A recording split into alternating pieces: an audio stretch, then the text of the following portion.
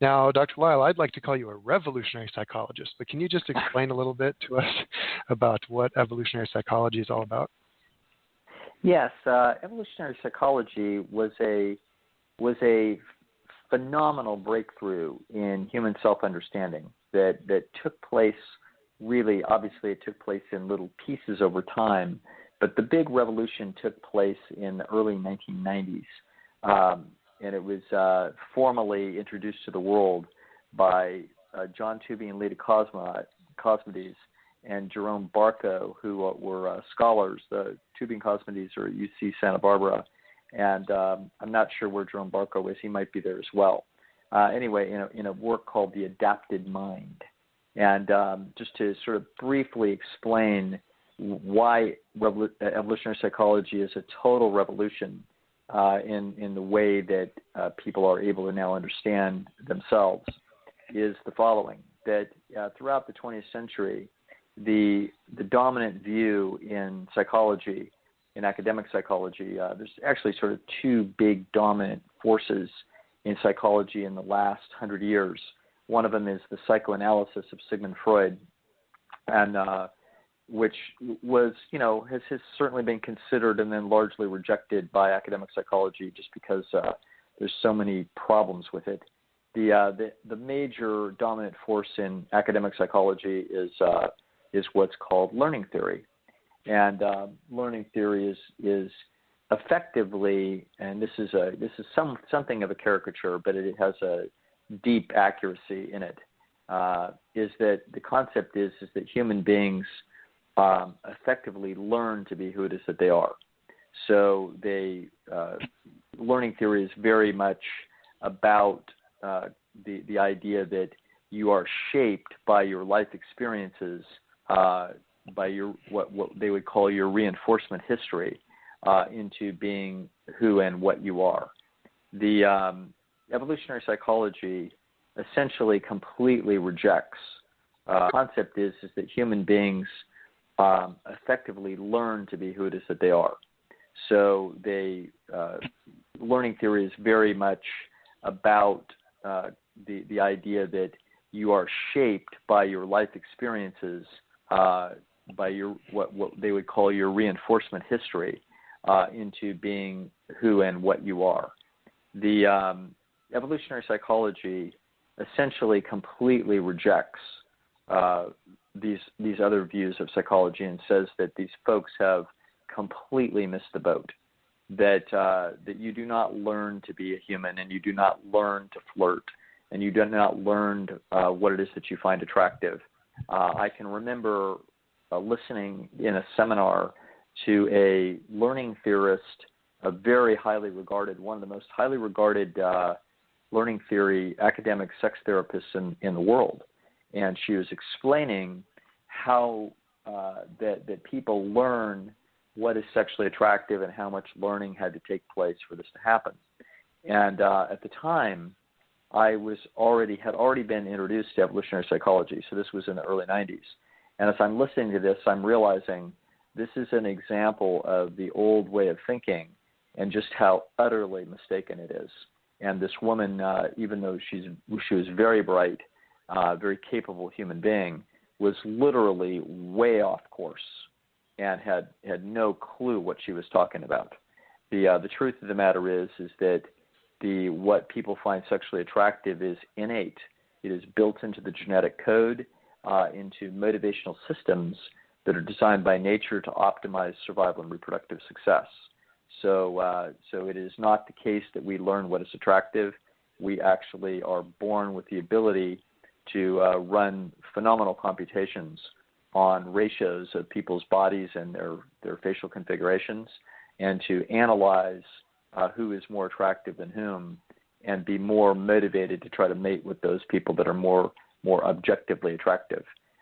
This is now, it has been extremely well established by subsequent research, but this was obvious to evolutionary psychologists, in early 1990s.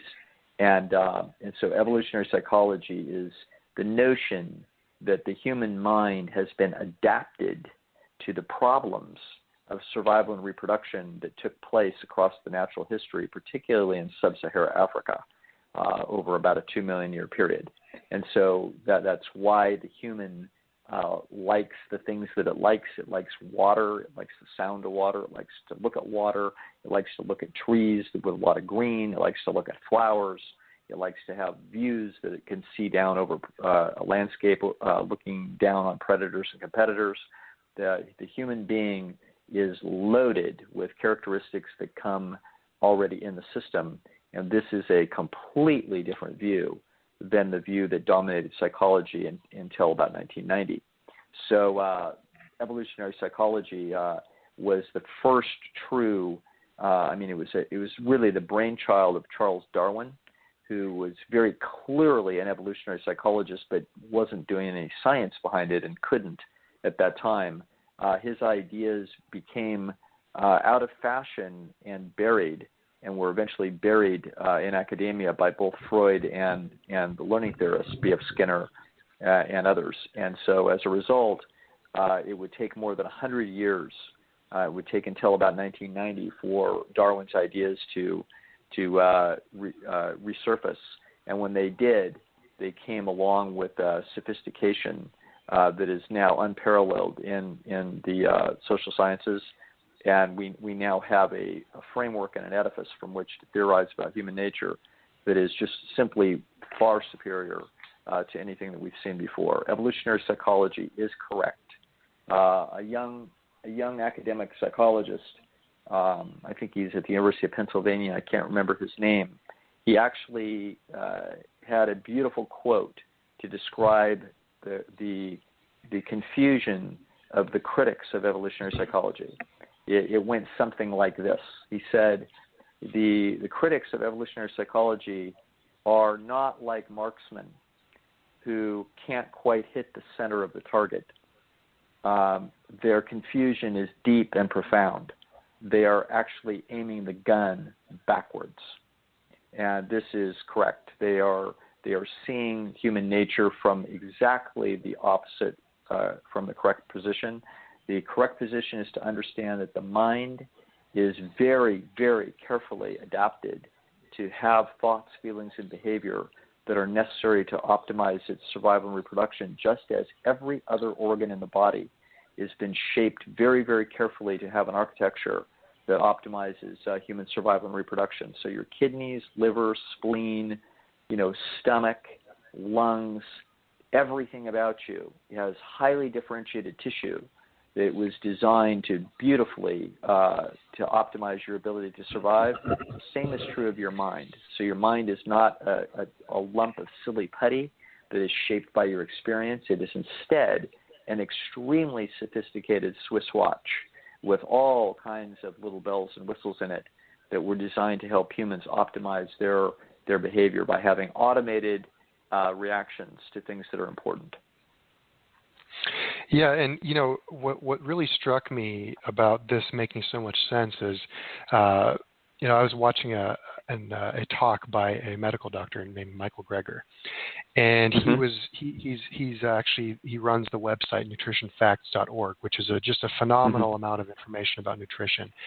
And he had a talk where he was describing why there's such a failure in medicine to correct the leading causes of death. And he basically said that the problem is that they're not addressing the cause, is they're simply removing the symptoms and then hoping for the best. And I've been kind of interested in this for a long time, and it seems like psychology, psychotherapy today is in fact similar to this idea. They're not really getting the cause of the problem, whereas evolutionary psychology seeks to understand the cause of the issue, and that is really just understanding where the organism is coming from, what the mind is actually, what's causing the mind to behave in a certain way. Yes, I think that's very accurate. I think a good example is, and I don't want to. People might say, well, now wait a second. How can you say that the learning history of the organism isn't important? It is important, but it's not what people exactly think that it is. And so a great example of for example, a difference between evolutionary psychology and learning theory might be the following. There would be many examples, but one of them that comes to mind is a derivative of learning theory is what's known as cognitive behavioral therapy. So cognitive behavioral therapy is a very well researched. In fact, it's the best researched set of techniques for trying to help people. And so, I certainly have a considerable amount of respect for the scientists and clinicians that have gone into its development, as they've worked very diligently and honestly to try to put together a conceptual framework along with technique to try to help people. Now, it's evident from the standpoint of evolutionary psychology that you can see some glaring problems with cognitive behavioral therapy. So let me give you an example. The cognitive behavioral therapists are aware that when people come in to talk to them, that people have a remarkable amount, if they're depressed, that's the reason they're coming in. And they have a lot of seemingly what the therapist will call self-critical thoughts.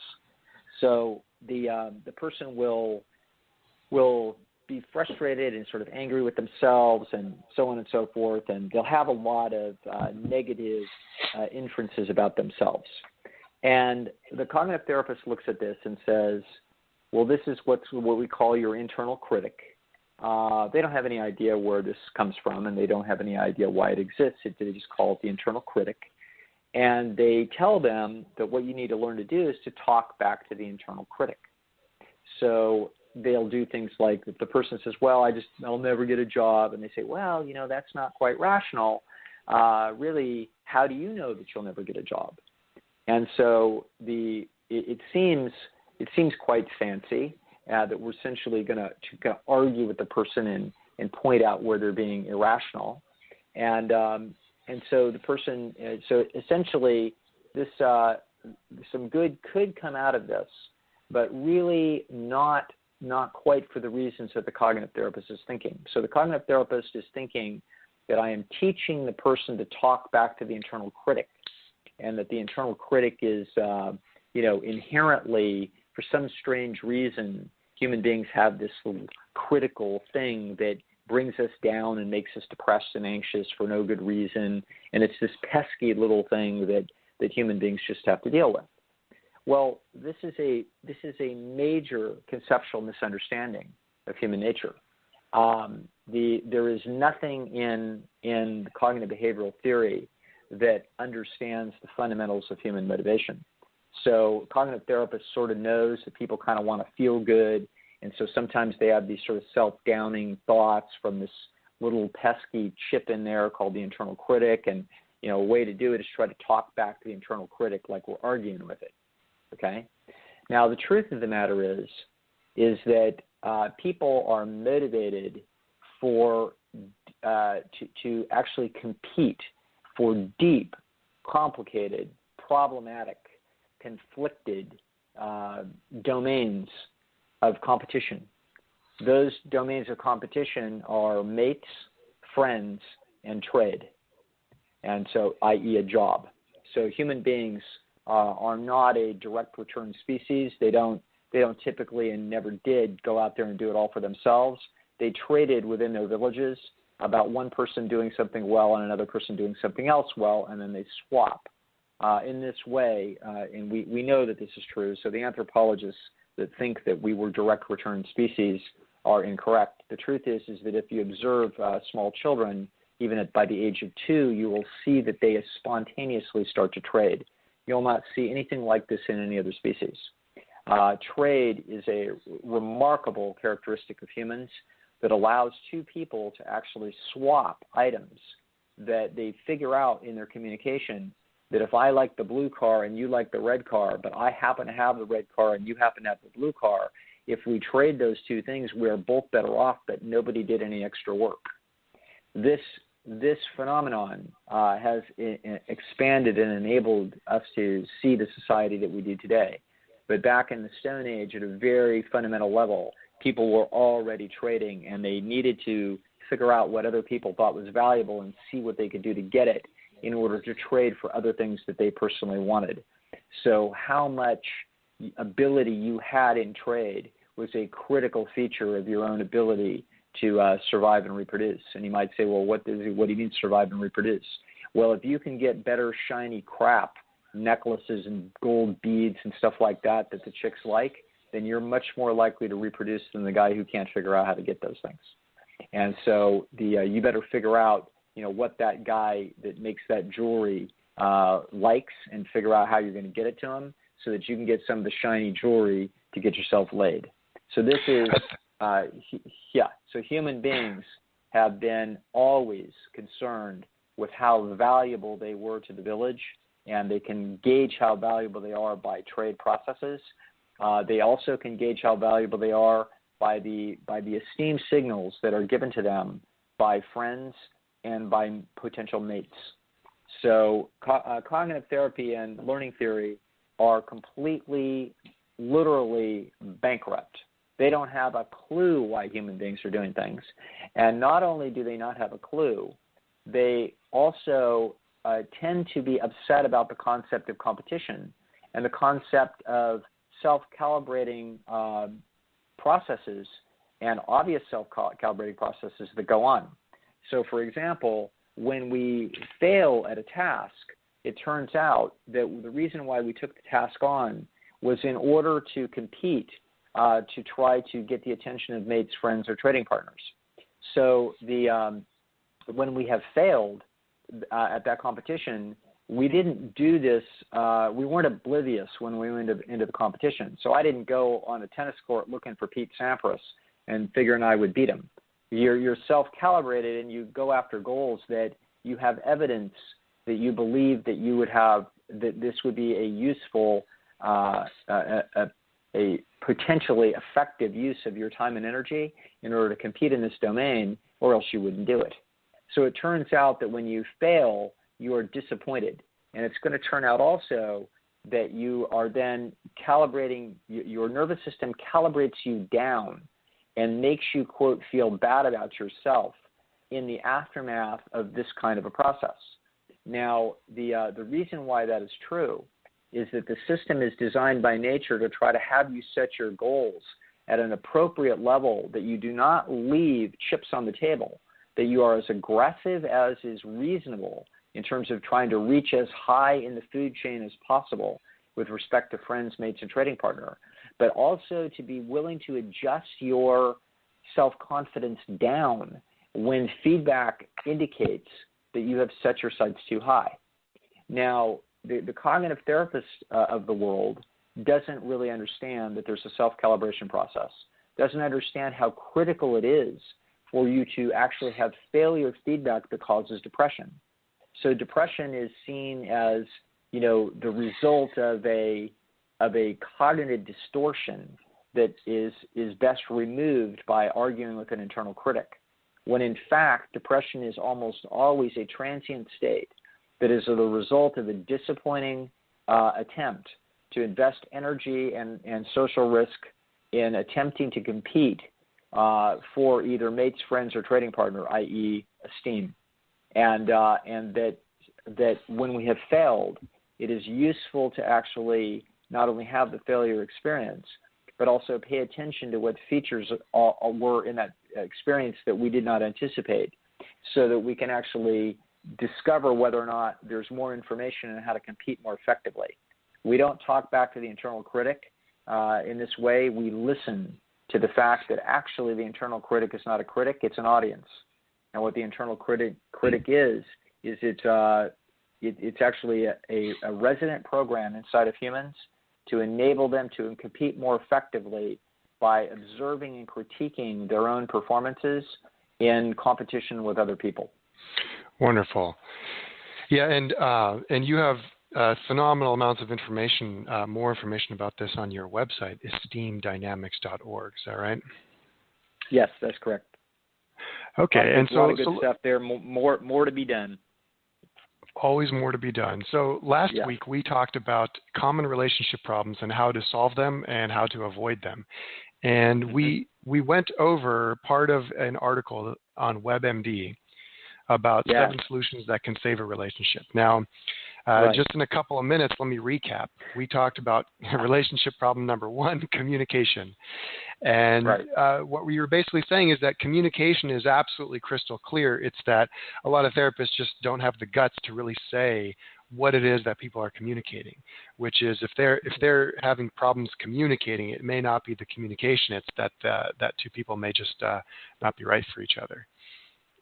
Yes, or they may be going through. Also, just let's point something else out.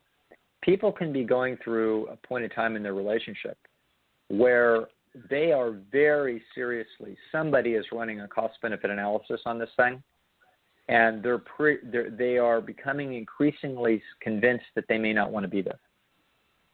Now, it may turn out that they change their mind. Okay. So in the same way that you can change your mind which college you want to go to, after you got 4 different acceptances and you're going back and forth, and you find out your buddy is going to Illinois State, so maybe that's where you're going to go. So your mind can shift around because there can be, complex algebra that your mind is trying to figure out, what the best move is. But when people are in trouble, they aren't in trouble because of poor communication. When a relationship's in trouble, it is never in trouble behind poor communication. What is being communicated is very clear.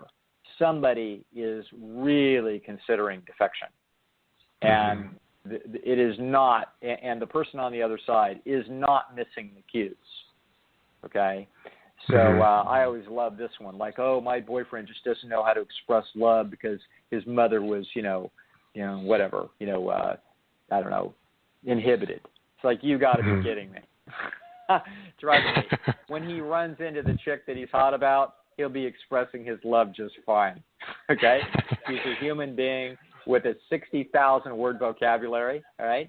He has unbelievable ability to articulate what the heck is going on with him about his likes and dislikes. And so if he is, quote, having a hard time expressing his love, but that you think that is the issue, this is delusional.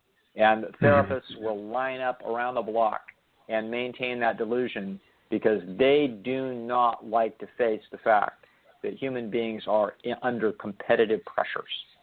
And it offends their soft sensibilities that the world has winners and losers and rejection and competition. And so this is, I think I buried this effectively last week. But that's number 1. I remember. We even had a comment. Go ahead. We even have a comment for one of the listeners who actually is at an education university in China. This is Xiao Li. She said, it's really inspiring, Dr. Lisle, that the communication itself, the communication problem itself in a relationship is just a lie. It's not really the communication. So we want to really thank Xiao Li for listening. That's, Beautiful. So the second relationship problem was sex, and I think we covered that pretty well as well. Right. Yes. Sex is, remember, you're an animal that represents an unbroken chain of successful sexual reproduction that goes back 1 billion years. That's 1,000 million years. Okay? If you don't think that this isn't high priority to get animals to like it, be super motivated, and to be good at it, you're not thinking clearly. So when people, quote, have sex problems in the relationship, of course it is possible for there to be problems, and there can be possible for people to be fumble fingers and et cetera, et cetera. Of course, there's some things to learn. But the truth of the matter is that the vast majority of time when people think that they have sex problems in a relationship, what they really have is they've got somebody in that relationship is ambivalent about being there. And that is another problem that the therapist doesn't want to face. A friend of mine was telling me, and of course he's in just the dating market, so he's not really in a relationship, and he was saying that he uses the Brad Pitt rule. His potential date doesn't want to sleep with him. He asks himself, would she say no to Brad Pitt? And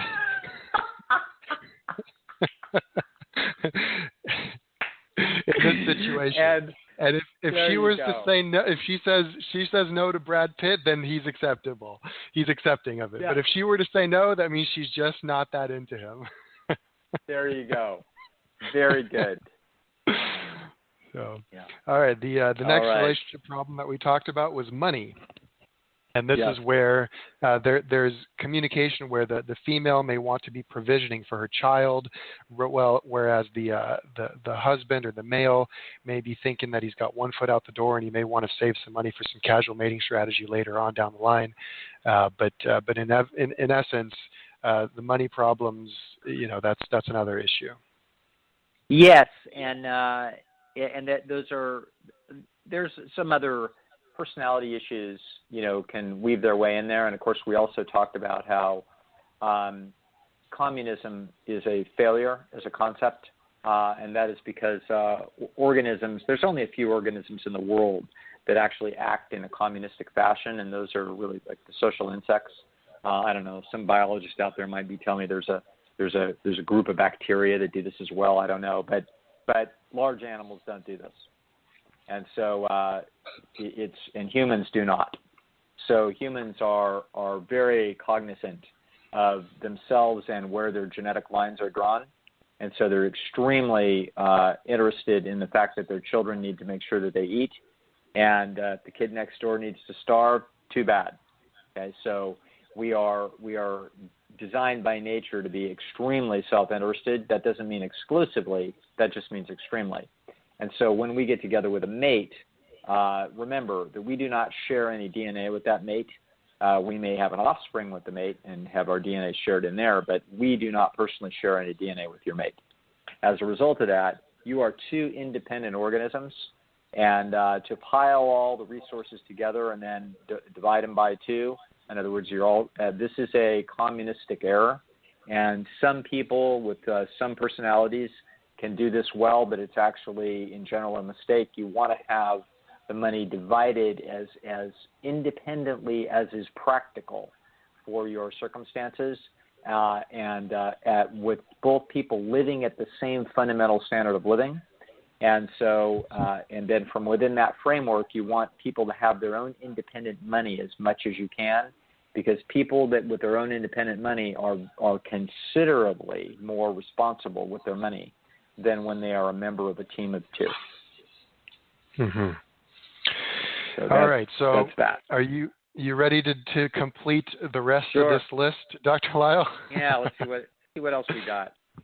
All right. So moving on to the next, we've got four more. So relationship, I'm going to read them and then the problem-solving strategy that this WebMD article suggests. Right. So relationship problems: struggle over home chores.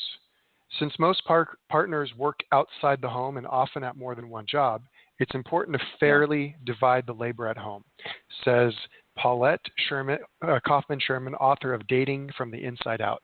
So her problem-solving strategies are to be organized and clear about your respective jobs in the home. She said, write down all the jobs and then agree on who does what. And then be fair so that no resentment builds. And be open to other solutions. So if you both hate housework, maybe you can spring for a cleaning service. Or if one of you likes housework, the other person can do the laundry and the yard. And then you can be creative and take preferences into account as long as it feels fair to both of you. Very good. This is all fine. I would, I don't have any problem with that. And I quite frankly, I have a little bit of problem with the underlying inference. And that is that if you so don't value your mate and your mate's esteem for you and the cost benefit of the relationship being valuable to the point where you can't fairly come up with a reasonable strategy for this, then don't blame the fact that we're having trouble with the home chores on why this relationship is going south. This relationship is going south for reasons other than that, okay? So if two people are so incompetent or self-interested and so poor at dealing with the opportunity of a lifetime to have this fabulous, exciting person that you're in love with, and that you can't manage to deal with these issues, then nothing can help you. Now, I will say one other thing that was said here that actually makes a very good sense in principle, and that is that What we don't want to do is you want to actually be trading with your mate as little as possible. You don't want to turn your mate into a trading partner. You want to keep your mate as much as you can to be your mate, okay? And so we want to trade as much as possible with third parties.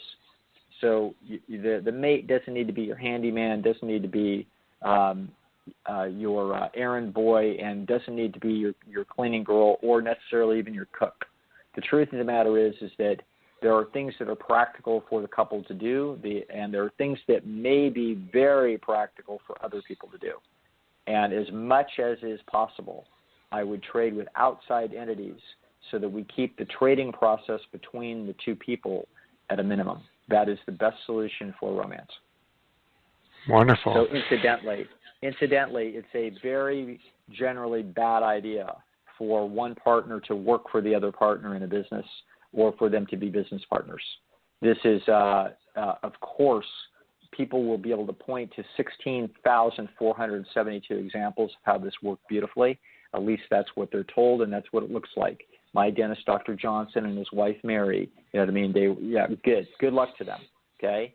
But the point is that for every one of those, we had a relationship that morphed its way from a romance and wound up being a business partnership, complete with the begrudging resentments of all of that on there. How many owners of a small business are all happy about their employee or employees? The answer is they're all frustrated with their employees because they feel like the employees should be doing more for less, okay? That is exactly what you do not want two people in a small business looking at each other thinking about that in the middle of a romance. So, of course, there may be times when it makes sense, etc., but you should keep in mind that in general, that is an extremely bad idea for people in pursuing a romance. They should not, almost never should you be business partners. Okay. Yeah. That makes a lot of sense. And then this actually ties into perfectly to the next one, which is relationship problem number 5 is not making your relationship a priority. If you want to keep your love life going, relationship a focal point, and that should not end when you say I do. Relationships lose their luster, so make yours a priority, says Karen Sherman, author of Marriage Magic. Find it, keep it, and make it last. So her problem-solving strategies are: do the things you used to do when you were first dating. Show appreciation, compliment each other, contact each other through the day, and show interest in each other. Plan some date nights. Schedule time together on the calendar just as you would any other important event in your life. And then respect one another. Say thank you and I appreciate. And it lets your partner know that they matter. Yeah, this is a beautiful example of what we were talking about earlier when we were talking about the cognitive therapists. And this is an example of someone who absolutely is aiming the gun backwards. This person has no idea what they're talking about. So this is an example of course, it would be true that if you were to observe two couples in their little houses, and one of them is expressing appreciation and they are making time for each other and all that sort of thing, and the other one isn't, and you would say, well, look at how these people do it. That's why their romance is alive. No. Their romance is alive, and that's why you're seeing the things you're seeing. Okay? So it's a complete lack of understanding of what is the motivating force behind the behaviors of interest. Now, so let's talk about probably the single biggest feature in human life that causes the death of romance. The single biggest feature is children. Okay? So it's going to turn out that the human female is designed by nature to solve the problems of survival and reproduction just like males are. So they are designed as a reproduction machine. That's what they are. That's what their DNA is built in to do. So it's going to turn out that when they don't have children, they're extremely interested in romance. Of course they are. That they are designed by nature to be very discriminating in trying to choose mates, and they're trying to choose mates that will do what?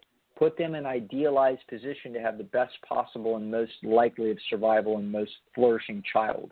That's what they're designed to do. So that's the guy they're seeking, okay? Now, once they have that guy and they have sex with him enough and they wind up with a kid, now we want to look inside their heads. What is their priority now? Their priority is they have now done what they were designed by nature to do, and they've reproduced the genetic code. So now it's going to turn out that their priorities have now shifted from the romantic process with the male to the parenting process with the child. This is human nature, okay? So it's useful to know that there's going to be a phenomenal right turn that will take place in this situation. It's useful to know it's there, so it's not about that people aren't expressing their appreciation. It's not about that they haven't made time for each other and that they forgot about it. The problem is that in this case, the nature of life has taken an enormous bite at any possible romantic process that could be continuing to go on with these people, as they are now, she in particular, is fulfilling her biological purpose, and her psychology gets transfixed on the goal of reproduction. And the goal of reproduction is not sex. The goal of reproduction is optimizing that child's competitiveness, okay? So it's useful to know that is your program. If you're a female, and it's useful to know if you're a male that that's the program that resides inside the female. Okay, yeah. And as a result, that is something that people need to be highly cognizant of, and essentially do the following: that you are designed by nature to give it all to the kid. Okay, that this is the end all be all of the evolutionary process, and this is actually a mistake for happiness. This is where you don't beat your genes. Okay, so this is where people need to cognitively recognize or consciously recognize that it is a mistake to give every last bit of energy into child raising. Okay, it should not be about what can we get for Junior, what can we do for Junior, how is Junior doing, we're upset Junior's not doing so well in school. Junior's just fine. Junior actually has a massively better and safer and more promising existence than any human being that ever walked the earth 10,000 or a million years ago. Junior is in unbelievably benign circumstances, and there's no need to be wasting any worrying about Junior in his future. Junior will figure it out just fine. What you will do if you are not careful is your mind can be essentially transfixed on the little tiny, relatively meaningless vicissitudes of Junior's existence, and be worried about buffering Junior against every little tiny little bump and bruise of their life, and instead take that energy away from the mating dynamic. So people should be cognizant of that. That's a big trap for romance, and it's probably the biggest one that there is. I see this quite a lot, actually, whether it's with friends, whether it's with family, and whether it's with people like romantic partners too. It's that's a really good point. Okay, so next relationship problem is conflict. Yes. So New York-based psychologist Susan Silverman says that occasional conflict is a part of life, but if you and your partner feel like you're starring in your own nightmare version of Groundhog Day, it's time to break free of this toxic routine. When you make the effort, you can lessen the anger and take a calm look at underlying issues. So her problem-solving strategies are that you and your partner can learn to argue in a more civil and helpful manner. Make these strategies part of who you are in this relationship. So 1, realize you're not a victim. It's your choice whether you react and how you react. Be honest with yourself. Are your comments geared towards resolving the conflict, or are you looking for justice and payback? If you're blaming and hurtful, it's best to take a deep breath and change your strategy. Then change it up. If you continue to respond in a way that's brought you pain and unhappiness, you can't expect a different result this time. Just one little shift can make a big difference. Yeah, this is all a fiasco. This is someone, again, that doesn't understand that the nature of the conflict, this is as if people don't know how to resolve conflict, and that's what the problem is. People know how to resolve conflicts quite well, okay? But there are conflicts that may not be resolvable in relationships, and so they are recurring. And the recurring dynamic that will drive conflicts in relationships is the difference in people's relative commitment.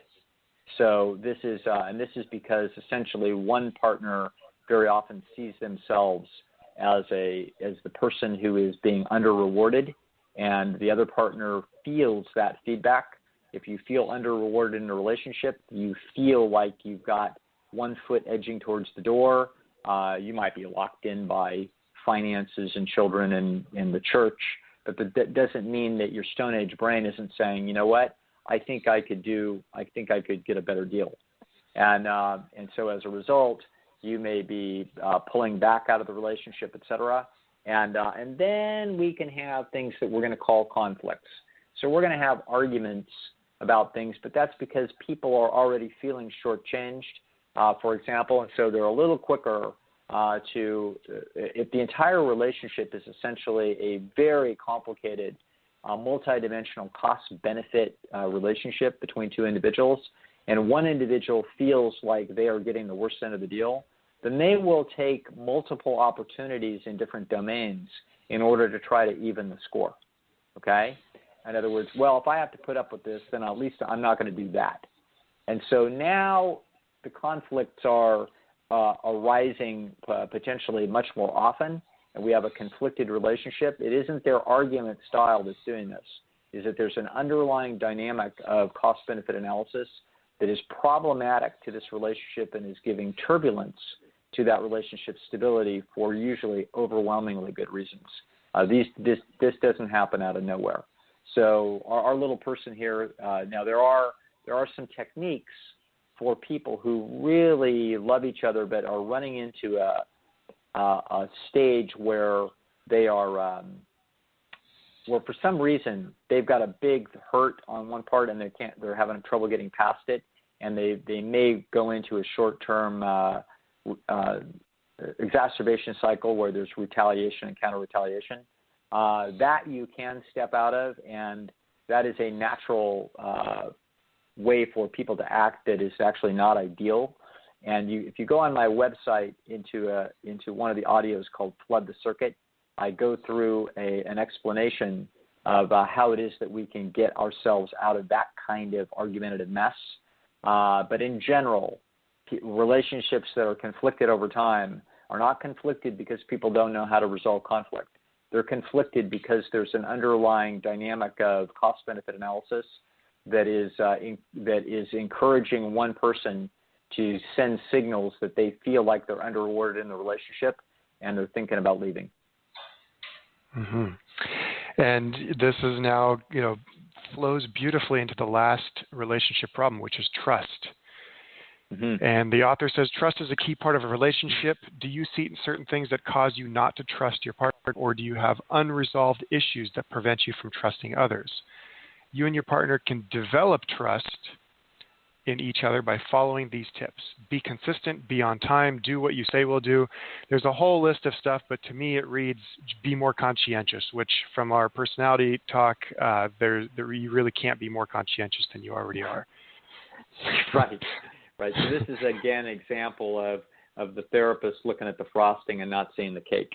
That people will be conscientious in a relationship behind two major factors. Number one, how conscientious are they in general genetically? And second of all, how motivated they are. Okay? So if you're a flake and you are highly motivated, you can be incredibly conscientious. And then if you're not very motivated later, then you're going to be a flake. Second of all, if you're very conscientious naturally and you're in a relationship that motivates you, you will, of course, be superbly conscientious. But if you're in a relationship that does not motivate you, you will start to slip in terms of that conscientiousness as your mind is rebelling against the lousy cost-benefit payoff matrix that you have in the relationship, and you'll start to be a flake. And then if we point to that as something that you should do better, we are missing the boat. The truth is that this is you sending a signal that you feel like you're not in the right place and that the deal is not fair for you. So trust is something that to think that people have to be coached and educated into learning to trust is ludicrous. And the notion that they have, quote, unresolved past issues that lead them to be unable to trust is ludicrous. The truth of the matter is that I don't trust a guy with a New Jersey accent and a gun holster in his with really shiny shoes and slick hair and with a tooth missing in front. Like, I could tell I can't trust this son of a bitch. See what I'm saying? Whereas if Harvey the accountant, who my best friend tells me is a stand-up guy and he's been perfect for him for 30 years, you know what I mean, tells me that that's who I should go have resolve this problem. And I look at him, and everything about his office and his personal presentation and his demeanor and his conversation, his words with me, signals tremendous integrity, then I'm going to trust him, okay? So we trust to the level that the evidence tells us, and to say that an individual is so scarred by their history that they're having trouble trusting is nonsense. Of course, some people may be less trusting than others depending upon their history, but it will never be so far out of bounds that in the right situation, they don't feel that trust starting to develop spontaneously. David Buss, the University of Texas, probably the world's leading authority on human mating behavior, ran a study of one of, God knows, probably 150 studies that this guy's run in his career. And it was about relationships that were in trouble and where one party was saying that they thought the other party was cheating on them. Now, this was fascinating. As I remember, the sample size was around 30 or 40 couples, might have been 35 couples. I'm not remembering for sure. I read this study 20 years ago. What they found was fascinating. They found that in almost every single case, when one partner thought that the other partner was cheating, and incidentally, all of these cases, within the relationship, the communication in the relationship, the partner who was thought to be cheating denied it. So the one that was saying, I think you're cheating, in every case they were being stonewalled. Okay? Now, it turns out that in every single case, the following turns out to be true. It turns out to be that the other person either was cheating on them or they were very close to cheating. They had somebody lined up, and they were absolutely strongly considering it, and they had 1 foot out of that relationship and 1 foot into a new one, okay? There wasn't a single case where the individual who thought they were being cheated on was in fact not being cheated on or damn close, okay? So this was, now of course, we can throw this out to the universal either, and we'll come back with 16,471 exceptions where this wasn't true. Okay, and I'll have a bunch of people saying, well, it was true. I had a girlfriend who thought I was cheating and I was, I'm saying, et cetera. Of course there are exceptions. Of course we are sometimes in a relationship with a borderline personality disorder that thinks we're cheating on them all the time and we're not, okay? But these are absolutely exceptions to the rule. The truth of the matter is that people, if anything, people over-trust. Okay, if anything is the case, that is the case. So trust issues are not major obstacles to romance. And if it looks like you are having a trust issue that's an obstacle to your romance, the odds are overwhelming that has nothing to do with it. The odds are that there are good reasons for the anxiety that we're seeing. Well, I think this sheds a really good light onto this on this topic, and with that in mind, I have an example for you. It's a relationship issue, kind of a conflict that came up, and I'm going to read it on air, and then let's just get your take on it, kind of see the practical application of this, of what we've been talking about. So this is a male who's writing this. He's a 35-year-old male, and his wife is 32 years old. They've been married for 12 years, 2 kids aged 10 and 8. He says, my wife has become a vegetarian. It started gradually, and she became full-time as of 6 months ago. She did it for health reasons, but also for some moral reasons, because she believes eating animals is wrong, and it's also healthier. Fine, I don't have a problem with that. And early on, she tried to get me to become a vegetarian and eat less meat. I tried it. I tried her dishes, usually various recipes, but I hated them, and I didn't like the taste of it at all. So normally what I do is we each cook our separate meals. She cook hers, I cook mine. I always cook meat with mine because I love it, and I cook fish. With regards to the children, I always say to let them choose what they want to eat. They can eat from my plate or they can eat from hers. They more or less Mm-hmm. usually choose mine, but they eat from both, although mostly from mine. And she always Mm-hmm. complains that I eat too much meat. I told her, too bad, I like meat. I don't police what she eats, and she doesn't have the right to police what I eat. She's tried to bring Mm-hmm. it up many times, but I always shut her down because I told her I find it really annoying when she keeps telling me to stop eating what I like to eat. It's my life, my body. I choose what I put in my mouth. The other thing is about our children. She says they should eat the vegetarian stuff more and wants to gradually make them vegetarian like her. And I said they're both our children. Neither of us should make unilateral decisions on what they can or can't eat. She can't forbid them from eating something without my approval, and I won't forbid them from eating something without her approval. Nobody stops them from eating vegetarian. It's there whenever they want it. They simply choose more often than not to eat what I'm cooking.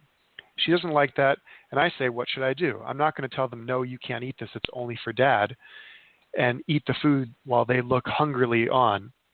And I've already said that I'm not going to switch vegetarian. It's not happening, and she needs to get that through her head. She always complains about the smell or the way my food looks, tells me that it's really revolting and it's grossing her out. Oh well, I find her food revolting. Basically, she's become very annoying about the subject because as far as I'm concerned, it's settled. I'm not giving up my eating habits. I'm not shoving pieces of meat in her mouth, so she shouldn't be trying to shove her food into my mouth. How can I get her to just drop the issue? This is actually a heck of a case. Very interesting case. So a few things that I would pick up about this. Now, what we want to look for here is look for what we're going to call the esteem dynamic. So whenever we don't understand something about human nature, always look for the esteem dynamic in the situation. So here we have the wife signaling to the man that he is basically uneducated, sloth, stupid, and he's disgusting, and he's poisoning her children, etc., and poisoning himself. So he's, by her estimation, he is indicating low conscientiousness and low intelligence, and she's actually disgusted by this, and she's signaling that disgust. And she furthermore has little moral chips running around in her head, not only about the animals but particularly about her children. The guy, on the other hand, these two people fundamentally disagree about the facts. So he essentially he sounds like he's perfectly thoughtful. So he is not eating the way he's eating because he's some sort of a glutton that doesn't care about his health. That is not being signaled here.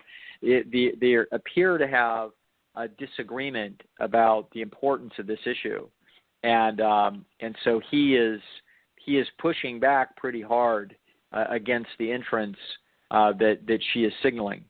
Now, I would also say, and of course I could be mistaken, but I would say it's interesting that he is having this reaction because my guess is if he were highly sexually attracted to her, then he might be a hell of a lot more amenable to changing his diet or be far more sympathetic with her position. Or it also could be the case that if she has been sexually rejecting of him in the relationship at this point, if that is the case, then he might be irritated enough at this that he is essentially retaliating and rejecting her the new information that she's bringing to the village, and basically saying, "The hell with you and your information. You know, I don't see any moral high ground why I have to accept this. And in fact, if it makes you miserable that I'm going to go on strike against your crusade, then so much the better, because the relationship isn't that worth it to me anyway." So this is a lot of anger, and I'm not sure what the esteem dynamic is between the two of them in terms of their sexual chemistry and who is feeling what with respect to the relationship as far as this goes. But I will say this: I believe that the analysis of that sexual chemistry and what people are thinking and feeling and et cetera with respect to that is absolutely key to understanding the argument that we have. Now, there is one chance, and it's a legitimate one, that what we actually have is a pretty serious fundamental misunderstanding of reality on the part of our female, okay? And so it could be that I'm missing the boat, that these people were fine in terms of their sexual chemistry. They had a standard process where he found her beautiful and sexy, and she found him admirable as a human, and their chemistry was fine, and they're having sex 2-3 times a week or whatever, 10 times a month, which is the worldwide average for couples that are actually happy with each other. And so, or, something close to that. And so the point is that we didn't have a problem, and now we have a problem, okay? And now this problem can be traced directly to this conflict. If this is true, then we actually probably have a woman who doesn't understand the facts about health and diet. The truth of the matter is that a vegetarian diet is very, a healthy vegetarian diet can be a very, very healthy diet, but so can a diet that includes animal food.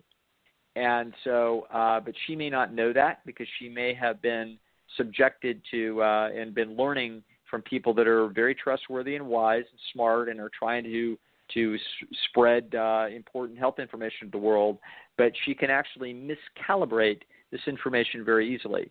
So, for example, it's very easy for people to read this information, for example, about advanced heart disease and how useful it can be to go on a vegan diet, and it can reverse it, and no other diet can do this. And they can be thinking that this is very critically important for their children when this is absurd, okay? People will develop these pathologies over decades of pretty substandard dietary behavior, of which animal food in large quantities is only one of the problems.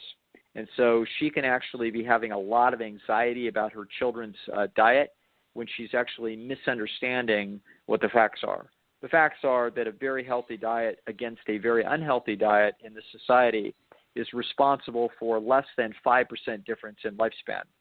But if you were to talk to a vegetarian mom who has read a bunch of stuff and considers herself knowledgeable, she would be absolutely flabbergasted to find out that that is the truth. And she is thinking that she is seeding the flower bed of cancer and heart disease with every bite of fish that her child may eat, and that is not true. The human being is a natural omnivore. We can get this way out of balance in the modern environment, and we do. I certainly lean to and support healthy plant-based diets. That doesn't mean that diets that include animal foods cannot be very healthy diets. They absolutely can be. And so it could be that the source of this marital conflict could be literally on the stake that we see in the ground that everybody's twisted up about. And it could be that she needs a consultation with somebody like myself who can actually set the record straight. So, and that can take down her anxiety and then a lot of her frustration with her partner, and that we can reestablish. Right now, she may be feeling like he is irresponsible with respect to her children, and that makes her feel very anxious and upset with him. So I'm not sure what all the details are, but those are some hypotheses in this landscape.